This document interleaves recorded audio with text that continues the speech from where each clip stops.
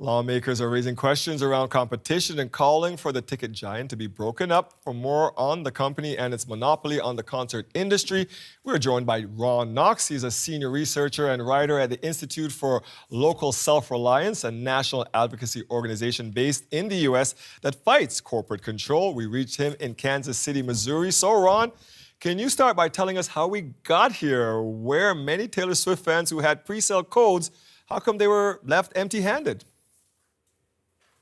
Right. Well, look, this isn't the first time this has happened with Ticketmaster. I believe that that the demand for these tickets was unprecedented. Taylor Swift is, I think, easily the biggest pop star on earth. She hasn't toured in 4 years, so it makes sense that there's going to be a lot of demand for these tickets. But this isn't the first time the Ticketmaster site has crashed. And, we're here because Ticketmaster at the moment faces basically no competition at all for concert tickets, especially for big artists who tour, stadiums and arenas and that kind of thing. They don't have a choice but to use Ticketmaster's because it's a virtual monopoly in that industry. So Ticketmaster gets away with it. All right. Well, they said that, this was all due to the size of her fan base. And you said she's the biggest pop star in the world. They're saying there's nothing they could have done to accommodate this, while Taylor says that, no, you told us you could handle this. So in the end, who's responsible here? Because all I keep hearing about these bots. Is it the bots that's causing all this problem?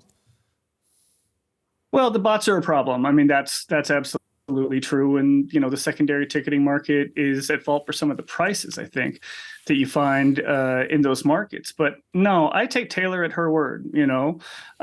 She is a massive star. If Ticketmaster told her that they can handle it, then she believed them. And, but you look at the Harry Styles presale that Ticketmaster did. You look at some Bruce Springsteen shows.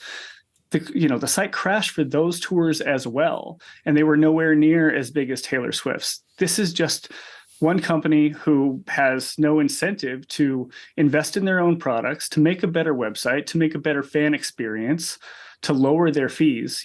The fees are outrageous. Anyone who's ever gone to see a show knows this, but it's pretty clear that the money isn't going back into the product. It's not going back into the website to make these pre-sales go any smoother. And Taylor Swift is just the latest victim of this monopoly. I mean, what do you think about the scalpers? They've been trying to figure out ways to get rid of the scalpers all these years. Don't they play a role in this thing? Because you see these tickets now being sold online for thousands of dollars. They do, but again, I think it's just, like what we're seeing is a company that's not willing to make the changes they need to make to ensure a great fan experience. Yes, the scalpers are at fault, and the bots, the ticket hawkers that have algorithms and have software to jump the queue to get to the front of the queue to get the tickets before the real fans. It's a problem. But again, Ticketmaster has to be the one that's investing in the solution, right? To keep the bots out, to keep the hawkers out of queue and make sure that the tickets are getting to the real music fans. Yeah. And at the moment, they just don't have the incentive to do it because they don't face any competition in the industry. They're the only shop in town. So the Justice Department authorized the Live Nation Ticketmaster merger back in 2010. Now Congress people and lawmakers in the U.S.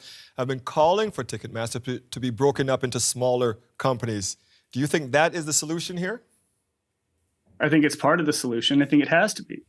At the moment, Ticketmaster is owned by this much larger conglomerate called Live Nation. They control a lot of tours. They manage artists. They own and operate venues. And so when you have this vertical integration, you have all this power in the industry, you end up with a ticketing company that is literally unresponsive to the demands of fans or artists because they don't have to be. They're getting funneled to shows, funneled to tours. They have exclusive deals with the venues, so they don't have to compete. So once you break that up, I think you really start to open the door to some new competition on the ticketing side. The exciting news is that the New York Times today said that the Department of Justice that oversees this stuff has opened a new investigation into Ticketmaster and Live Nation over their monopoly power. So there might be some changes coming down the road. Sounds like they broke it. They should be the ones to try to fix it. Is there anything else that can be done, Ron, to address this issue? Is the only way to stop it is to break up this monopoly? Well, again, no, I think it's part of a suite of things that have to happen. I think there's, potential legislative action that could fix some of the pricing issues. There's regulatory action that some of the industry regulators in the U.S. could do to try to keep some of the bots out, try to keep the hawkers out of line, and make sure the secondary market isn't corrupting this process. But I think you start with the breakup, you start with the structure, and then you can do some of the regulatory stuff. You can maybe pass some new laws on top of it to make this experience better for fans, for artists, and for venues.